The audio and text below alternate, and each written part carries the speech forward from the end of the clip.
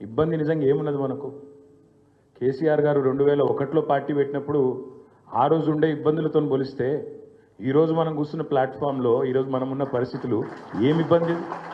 ఇది ఇబ్బందే కాదు. అదొక లొట్టపీస్ కేసు, వాడొక లొట్టపీస్ ముఖ్యమంత్రి. చేయగలిగేది ఏమీ లేదు, ఇబ్బంది లేదు, మన్ను లేదు.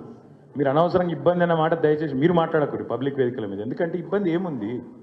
కేసీఆర్ గారు ఆనాడు కడుపు మార్చుకొని తెలంగాణ వచ్చుడో కేసీఆర్ సచ్చుడో, తెలంగాణ జైత్రయాత్రనో కేసీఆర్ శవయాత్రనో అని కూర్చున్నాడు చూడు. గా ఇబ్బంది ముందుకు ఇది ఏమి ఇబ్బంది నాకు అర్థం కాదు.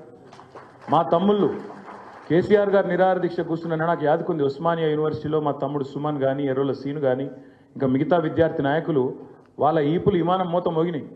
56, 60 లాఠీ దెబ్బలు పడితే ఒక్కొక్కరిని ఈపు కాలిపోయింది, కమిలిపోయింది. గా ఇబ్బందుల ముందు ఇదేం ఇబ్బంది? ఒక సిరిపురం యాదయ్య, ఒక శ్రీకాంతచారి ఒంటి మీద పెట్రోల్ పోసుకొని, మనము చిన్న సురుకంటితేనే అయ్యా అవ్వ అంటాం.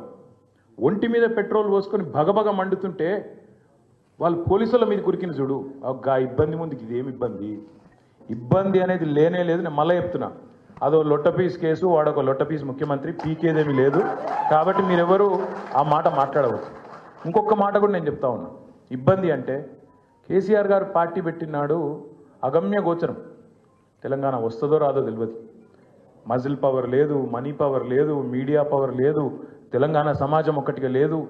అట్లాంటి పరిస్థితుల్లో, అగమ్య గోచరమైన పరిస్థితుల్లో ప్రజల కోసం, తెలంగాణ రాష్ట్రం కోసం తన జీవితాన్ని అంకితం చేసి ఆఖరికి చావు నోట్లో తలబెట్టి తెలంగాణ తెచ్చిన నాయకుడు కేసీఆర్. అట్లాంటి కేసీఆర్ తయారు చేసిన సైనికుడిగా, కేసీఆర్ రక్తం పంచుకొని పుట్టిన బిడ్డగా ఇది ఇబ్బంది కానే కాదు. మనం ఎవ్వరం కూడా బాధపడాల్సిన అవసరం లేదు.